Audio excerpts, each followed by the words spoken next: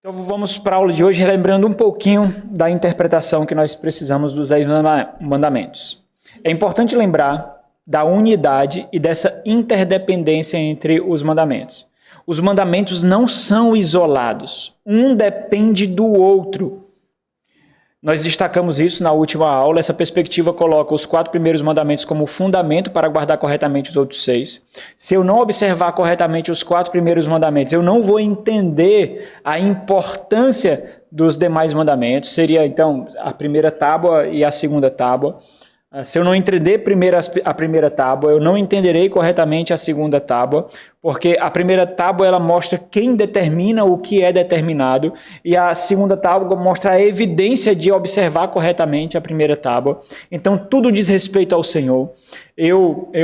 Seja tudo, ira, adultério, ciúme, inveja, tudo diz respeito à satisfação no Deus que nos criou. Tudo diz respeito a isso. Dessa forma, a primeira tábua ela é o sustentáculo, não só para os 10 mandamentos, mas para toda a lei de Deus. Então, Deus manda e nós observamos. Deus fala e nós nos calamos. Porque nossa relação com a criatura é apenas o reflexo do nosso relacionamento com o Criador. Então é impossível eu me relacionar com o Criador em piedade e devoção e eu me relacionar em amargura e impiedade com aquele que carrega a imagem de Deus. Isso é hipocrisia, isso é falsidade, isso não deve ser comportado na nossa religiosidade, na nossa fé. Isso deve ficar muito latente em nós, a tal ponto que quando nós fazemos isso, e nós vamos fazer invariavelmente, mas quando nós fazemos, nós sejamos alertados. Opa, eu vacilei aqui. Eu errei. Nós vamos fazer. Não dá para não fazer isso. Não dá para não julgar indevidamente. Nós vamos julgar. Não dá para, sei lá, em algum momento não ter uma raiva. Não dá. Inveja, ciúme, desejo. Não dá. Agora, a intensidade com que isso acontece vai mostrar a intencionalidade que nós temos para ter nossa devoção a Deus. Porque quando isso acontecer, um alarme deve soar no nosso coração, uma placa deve aparecer na nossa mente, sabe? Advertência, piscando assim. Opa, vacilou. Vacilou, né?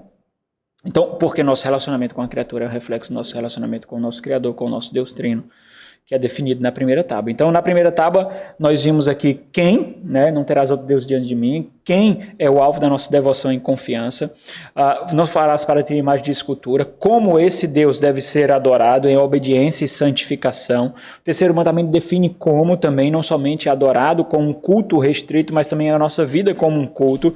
Não tomarás o nome do Senhor teu Deus em vão, que temor e integridade, e lembra-te do dia do Shabat para o santificado, o dia de descanso, quando isso deve acontecer, como povo reunido solenemente em satisfação e dependência. Então, justamente por isso, na Escritura, não há qualquer menção à contestação ao sexto mandamento. Você pode ler de uma ponta a outra, você, ao contrário do que acontece hoje, você não vai observar contestação contra o sexto mandamento e o que ele ensina, porque a visão de Deus ela é enfaticamente superior à visão do homem. O grande problema que nós temos hoje é que nós temos crentes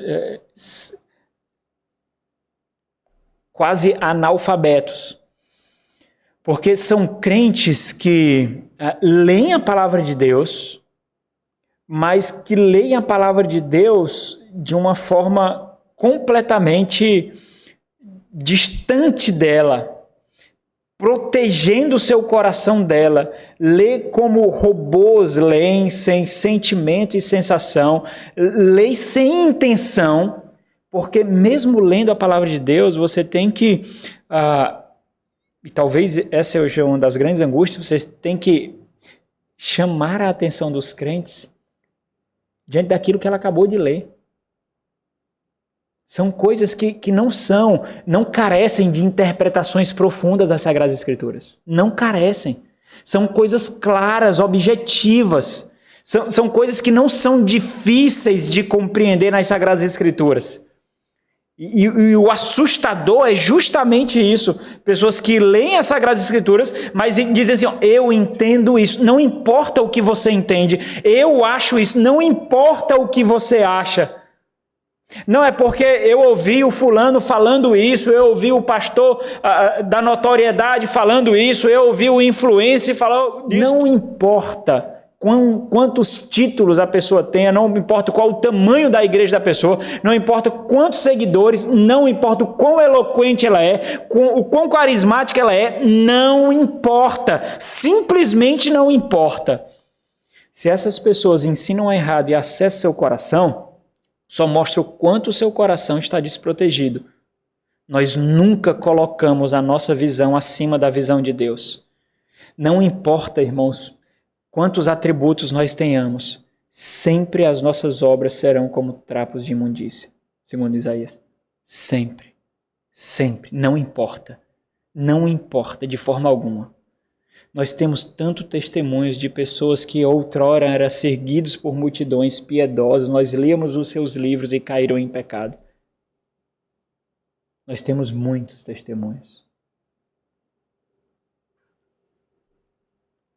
À medida que essa ordem é invertida, as divergências surgem.